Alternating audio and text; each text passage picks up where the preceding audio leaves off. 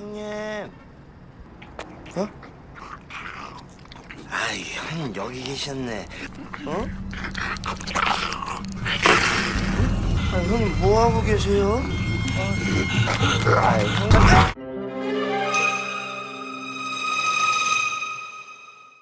Selamat datang di Gadgetener, Korea, Japan, Thailander. Tempatnya cerita alur film Korea, Jepang, dan Thailand.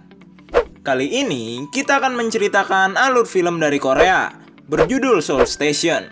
Iya, yang udah kita pernah upload sebelumnya. Tapi kali ini kita akan menceritakan fullnya. Jadi film zombie-zombian keluaran tahun 2016 ini masih satu timeline dengan Train to Busan. Bedanya, di film ini kita dikasih perspektif lain dari breakout zombie di Korea itu, yaitu di kota Seoul. Jadi langsung aja kita skuy dah. Bentar, sekedar mengingatkan, jangan lupa subscribe untuk mendukung channel ini agar cepat-cepat bisa dimonetasi, biar bisa beli mikrofon yang lebih proper. Oke, lanjut dah. Scene berawal di depan stasiun Seoul. Ada seorang kakek-kakek gelandangan yang terluka di bagian lehernya. Tapi karena dia gelandangan, tidak ada yang mau membantunya. Parah, men. Dia lalu duduk di pinggiran stasiun. Lalu, scene berpindah ke Hye-sun yang terbangun dari tidurnya. Bangun-bangun, dia mencari pacarnya. Tapi pacarnya tidak ada di sana. Dia pun keluar dari kosan itu dan malah dimaki oleh si pemilik kos. 너네 밀린 숙박료 안 내? 친구가 오늘 돈 받는 날이니까. 야! 그렇게 봐준 게 며칠째야? 그러면 너네 짐 다 쓰레기통에 버려버릴 거니까. Sabar, Bu, sabar.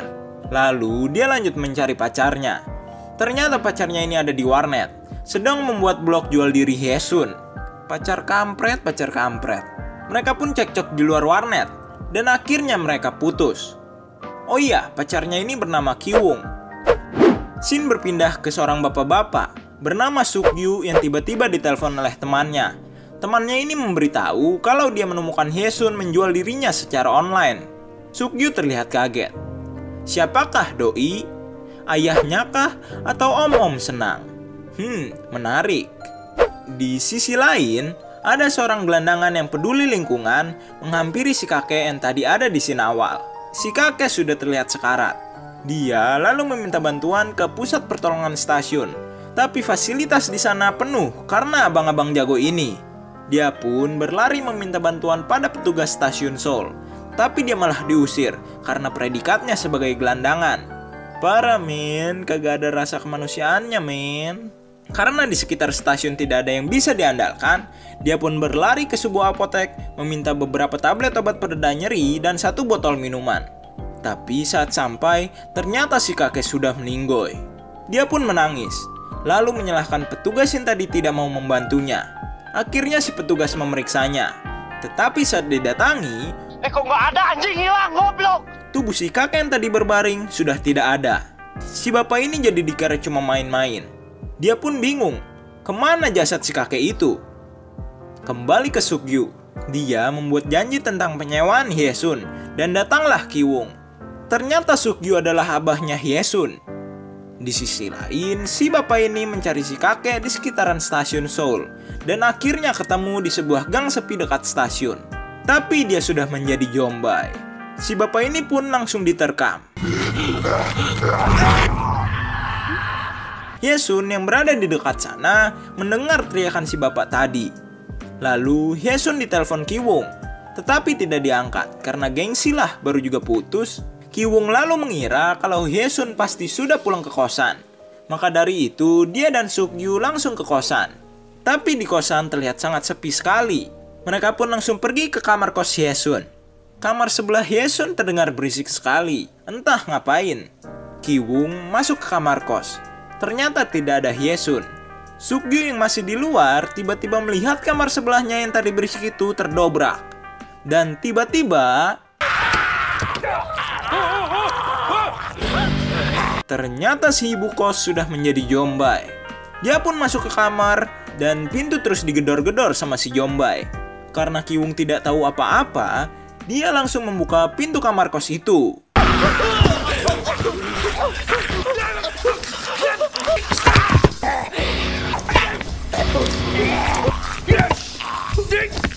Setelah si ibu kos meninggoy, orang yang tadi digigit si ibu kos juga langsung jadi zombie. Mereka pun mau tidak mau harus mengurung diri di kamar mandi. Lalu beralih ke Hyesun. Dia berniat untuk bermalam di lorong stasiun Seoul yang memang dijadikan tempat istirahat para gelandangan. Tapi saat jalan, tiba-tiba banyak gelandangan yang berlari ke arahnya dan ternyata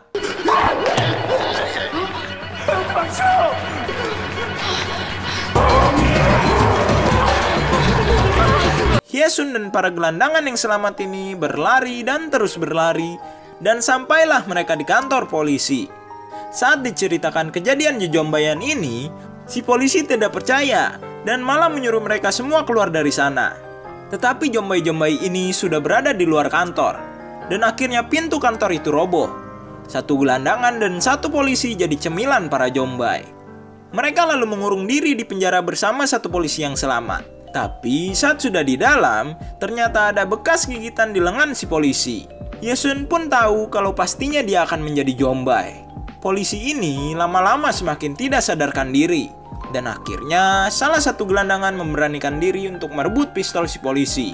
Tidak lama setelah merebutnya, si polisi akhirnya jadi jombai dan menggigit gelandangan lainnya. Kasihan kau bang. Tiba-tiba ada polisi dari kantor pusat yang datang ke sana. Jombai-jombai ini jadi menyerang polisi yang baru datang itu. Hal itu dipakai Hyesun dan satu gelandangan yang masih selamat tadi untuk kabur lewat pintu belakang. Kembali ke mereka berdua. Mereka akhirnya memikirkan sebuah ide untuk pergi dari sana. Yaitu ada satu orang yang menjadi umpan untuk mengelabui jombai-jombai ini. Dan satu lagi harus buru-buru ke mobil. Nantinya mereka akan bertemu di pinggir gang. Dan ya, pastinya yang jadi umpan adalah Ki-woong. Tapi saat dia belum siap, dia malah menabrak orang yang sedang mabuk.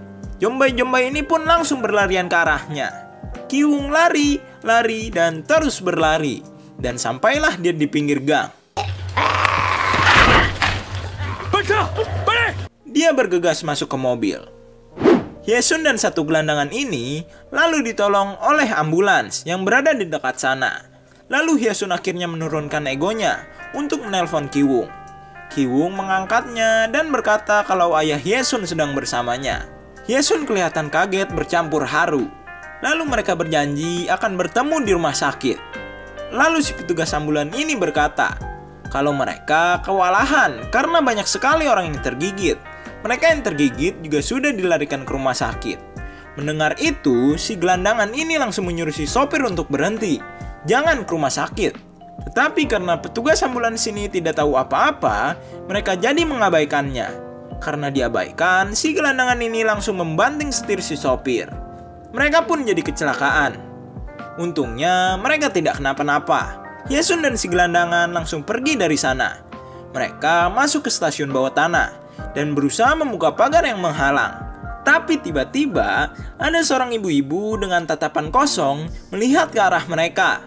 Dan tiba-tiba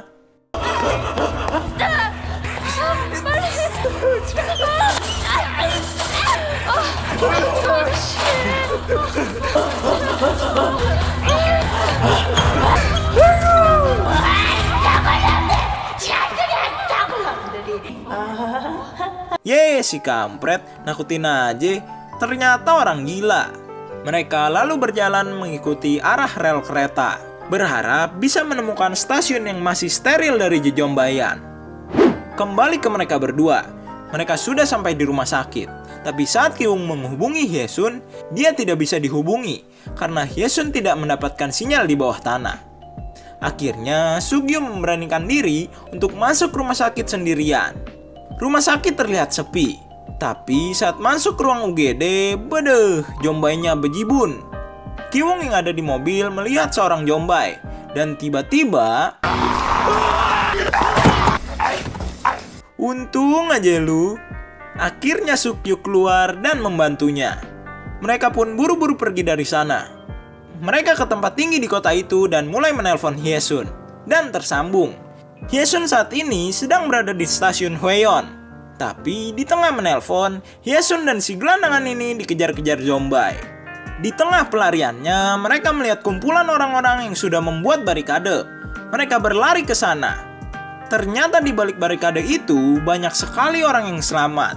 Tapi mereka semua terjebak di sana karena ada pensterilan dari pemerintah. Mereka tidak diperbolehkan untuk melewati batas yang dibuat polisi Korea. Batasnya ini bus-bus yang dijejerkan. Warga yang terjebak pun berdemo di belakang bus itu. Ki-woong dan Suk-gyu bernegosiasi dengan anggota di sana. Tapi alhasil mereka hanya disuruh pergi dari sana. Lalu tiba-tiba datang mobil militer. Ternyata barikade polisi itu akan dialih tugaskan ke tentara Korea. Yang berarti yang tadinya para pendemo yang berusaha melewati batas hanya disemprotkan air, sekarang akan lebih ketat lagi. Apakah itu? Kembali ke barikade ini. Tiba-tiba ada satu penjaga barikade yang tergigit oleh Jombai. Tapi karena temannya yang tergigit, si ketua barikade ini tidak tega untuk mengeluarkannya. Dan ya, tidak lama setelah itu temannya ini jadi Jombai dan menggigit teman lainnya.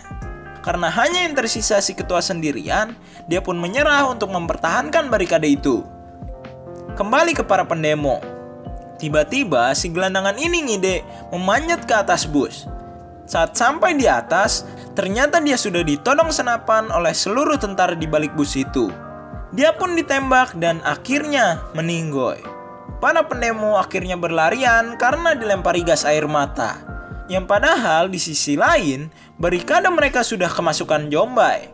Meninggoylah mereka. Si ketua barikade ini akhirnya menyelamatkan dirinya sendiri. Tapi Hyesun melihatnya. Dia pun mengikutinya. Tapi saat hampir sampai di ujung, kaki Hyesun tertarik sedikit oleh Jombai yang melompat-lompat. Untungnya tidak terjatuh, cuma baret dikit. Dia pun tidak kuat lagi. Akhirnya si ketua barikade ini membantunya. Tapi tiba-tiba, loh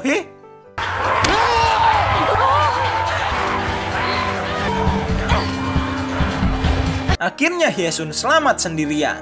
Dia berlari dan melompat ke gedung yang kiranya masih steril dari Jombai. Dan sampailah dia di sebuah gedung apartemen yang masih steril.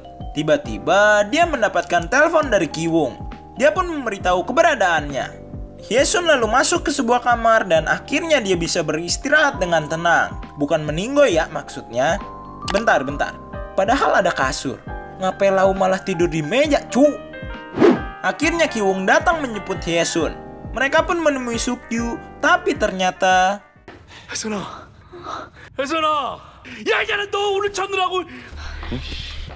아빠가 아니야. 내가 일하던 곳 포주야. Suk-gyu bukanlah ayah Hyesun. Dia hanya orang yang pernah dihutangi oleh Hyesun. Ki-woong lalu diberi sampai dia lemas. Melihat Hyesun yang dijambak-jambak, Ki-woong menguatkan dirinya untuk berdiri dan mengambil pisau di sana, berniat menusuk Suk-gyu. Tapi akhirnya, Ki-woong langsung meninggoy. Hyesun lari ketakutan lalu bermain tak umpet. Tapi saat pengen memukul Suk-gyu dari belakang, ternyata Suk-gyu seperti punya mata di belakang kepalanya kayak Neji.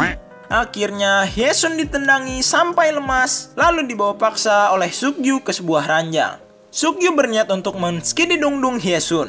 Hyesun yang lemas tiba-tiba menitihkan air mata sembari menutup matanya. Tapi ternyata detak jantung Hyesun berhenti. Ternyata dia meninggoy. Suk-gyu yang tidak mau Hyesun mati karena utangnya belum dibayar, memompa dadanya. Tapi di tengah memompa, dia kaget melihat baretan di kaki Hyesun yang sudah membiru. Baretan itu adalah baretan yang tadi dia dapat saat melarikan diri dari barikade. Dan saat berbalik,